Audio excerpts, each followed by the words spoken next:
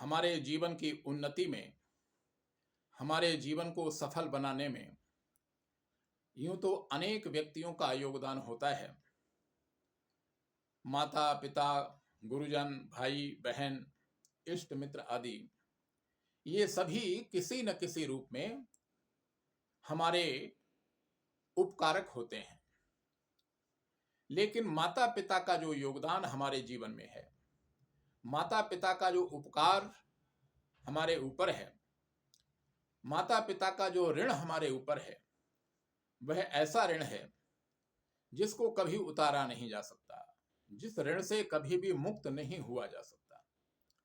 लेकिन इतना अवश्य है कि माता पिता के ऋण को उतारा तो नहीं जा सकता, उनके ऋण से उऋण तो नहीं हुआ जा सकता, लेकिन उनके ऋण को कुछ कम अवश्य किया जा सकता है। तो प्रश्न उठता है कि ऐसा कौन सा उपाय है जिस उपाय को अपनाने से माता पिता का जो हमारे ऊपर ऋण है, उस ऋण को कम किया जा सके।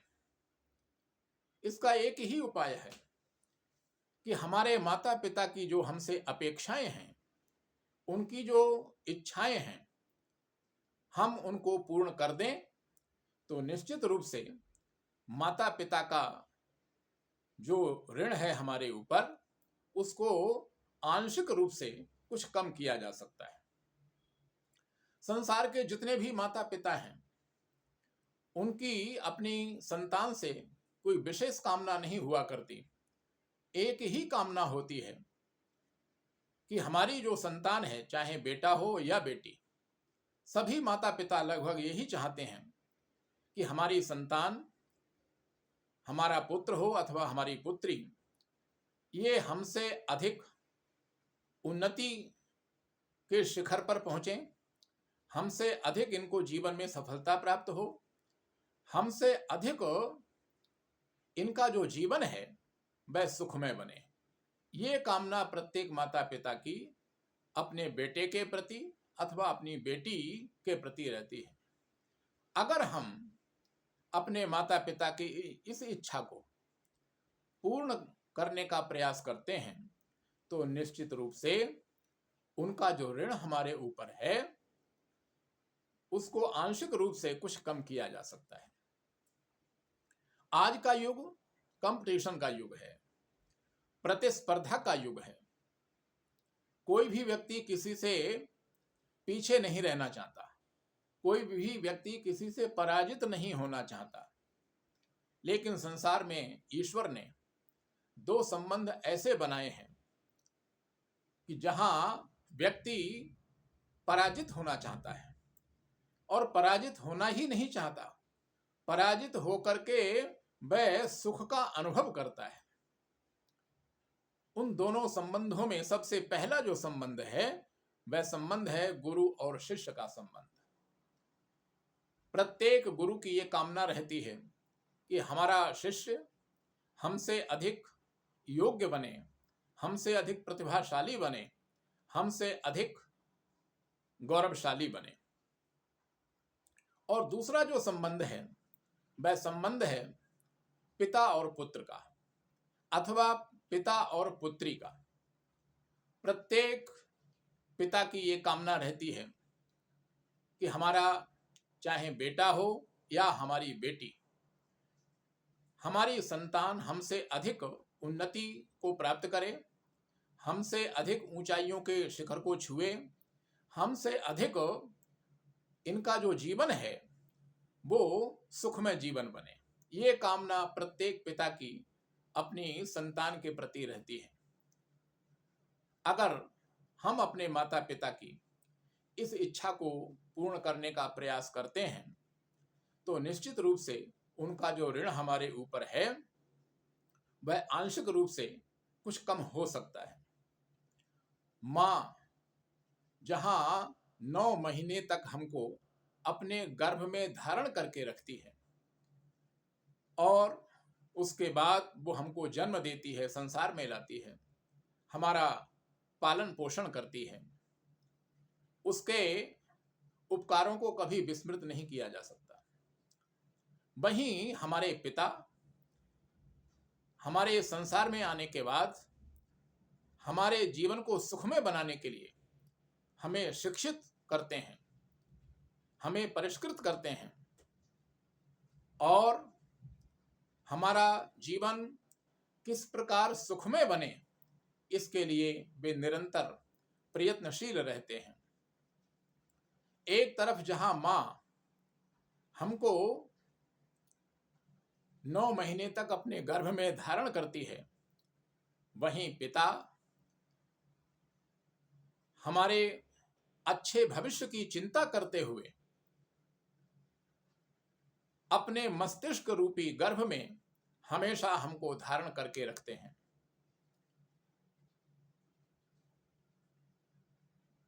जो माता पिता अपना संपूर्ण जीवन अपनी संतान के जीवन को सुखमय बनाने के लिए समर्पित कर देते हैं, तो वहां संतान का भी यह दायित्व बनता है, चाहे बेटा हो या बेटी, वो अपने जीवन में ये प्रयास करें कि हमारे किसी भी आचरण से हमारे माता पिता का जो मन है वह दुखी न हो, हमारे माता पिता को हमारे रहते हुए कष्ट का अनुभव न हो। इसलिए शास्त्रकारों ने कहा है, यम माता पितरौ क्लेशं सहेते संभवे नृणाम न तस्य निष्कृतिः कर्तुं शक्या वर्षशतैरपि। अगर किसी व्यक्ति के माता पिता अपने जीवन काल में कष्ट का अनुभव करते हैं और इस संसार से जाने के बाद में पुत्र के द्वारा अगर उत्तर कर्म विधि विधान से नहीं किए जाते हैं और वो अधोगति को प्राप्त हो जाते हैं, उनकी सद्गति नहीं होती है, तो इस लोक में और परलोक में दोनों लोकों में यदि माता पिता को कष्ट का अनुभव होता है तो ये पुत्र के लिए शोचनीय विषय है, एक खेद का विषय है।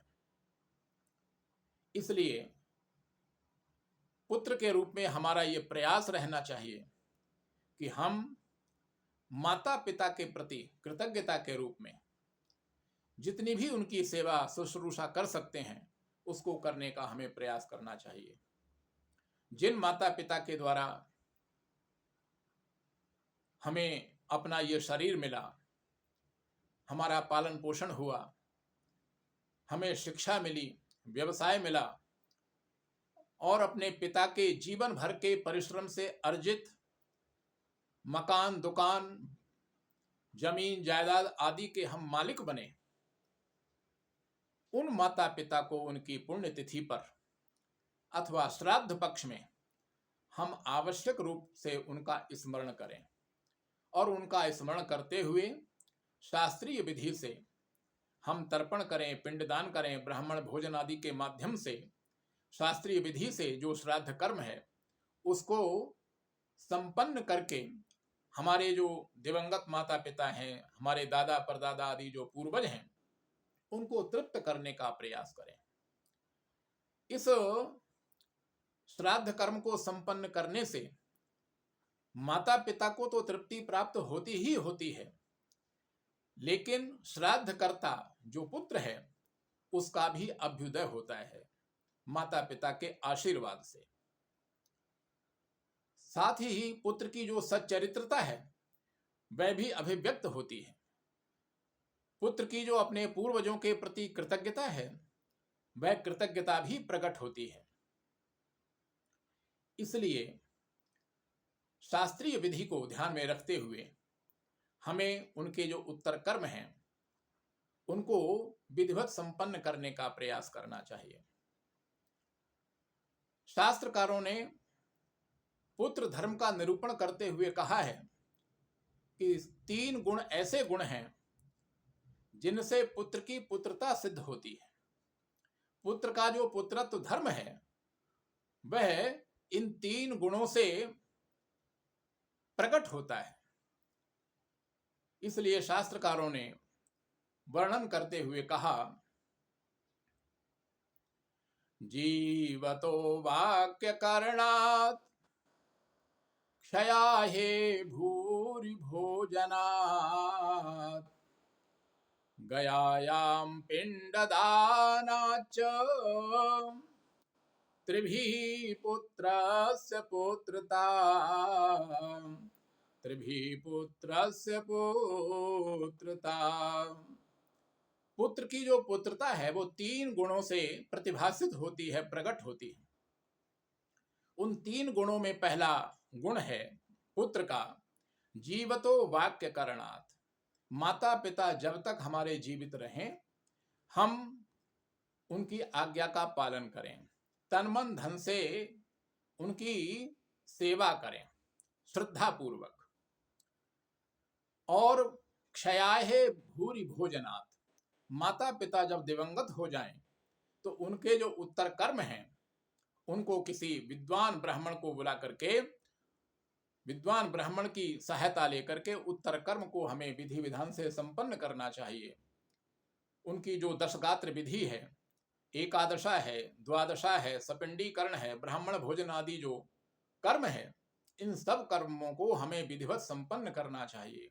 और प्रत्येक पुण्यतिथि पर तथा श्राद्ध पक्ष में अपने माता पिता की तृप्ति के लिए, उनकी सद्गति के लिए, उन्हें उत्तम लोक प्राप्त कराने के लिए ये जो श्राद्ध कर्म है हमें संपन्न करने का प्रयास करना चाहिए। और तीसरा गुण है गयायाम पिंड दानाच।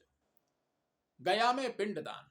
जीवन में अगर हम अधिक गया तीर्थ की यात्रा नहीं कर सकते हैं तो कम से कम जीवन में एक बार प्रत्येक पुत्र को गया तीर्थ में जाकर के अपने पूर्वजों के निमित्त पिंडदान अवश्य करना चाहिए।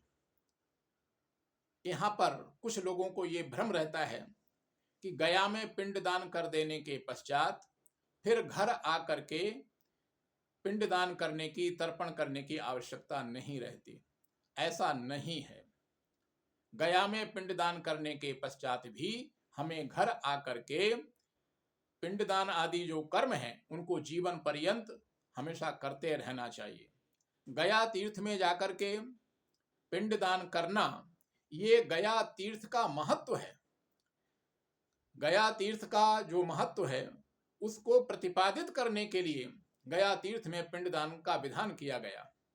लेकिन इसका तात्पर्य यह नहीं है कि हम एक बार गया हो करके आ गए तो अब हमें अपने घर पर आकर के इस श्राद्ध कर्म को करने की आवश्यकता नहीं है। जब तक हमारा जीवन है घर आकर के भी प्रत्येक पुण्य तिथि पर और श्राद्ध पक्ष में अपने पूर्वजों की तृप्ति के लिए, उनकी सद्गति के लिए, उन्हें उत्तम लोक प्राप्त हो, इस कामना से हमें तर्पण है, पिंड और ये पिंडदान की विधि है, ब्राह्मण भोजन की जो विधि है, इसको जीवन पर्यंत हमें संपादित करते रहना चाहिए।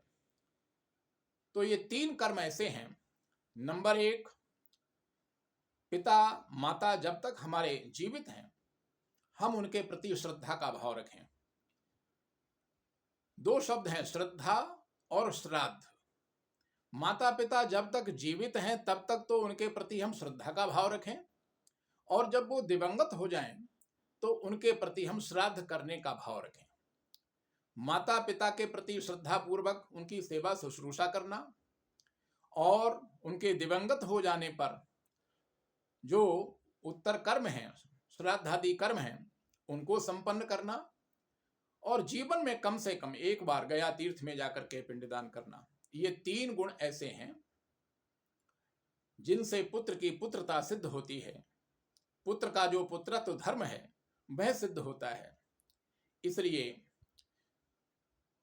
प्रत्येक पुत्र का ये कर्तव्य है कि इन 3 गुणों को अपने जीवन में धारण करते हुए अपने माता पिता के प्रति, अपने समस्त पूर्वजों के प्रति कृतज्ञता का भाव रखें। जो पुत्र अपने माता पिता के प्रति, अपने पूर्वजों के प्रति ये कृतज्ञता का भाव रखते हैं, इन 3 गुणों को जीवन में अपनाते हुए अपना जीवन जीते हैं, वे पुत्र वास्तव में पुत्र नहीं सुपुत्र कहलाते हैं। और इस प्रकार के जो सुपुत्र हैं वो अपने पूर्वजों के आशीर्वाद से, भगवान नारायण के आशीर्वाद से उनके जीवन में सदैव ही उनका मंगल होता है, उनका अभ्युदय होता है।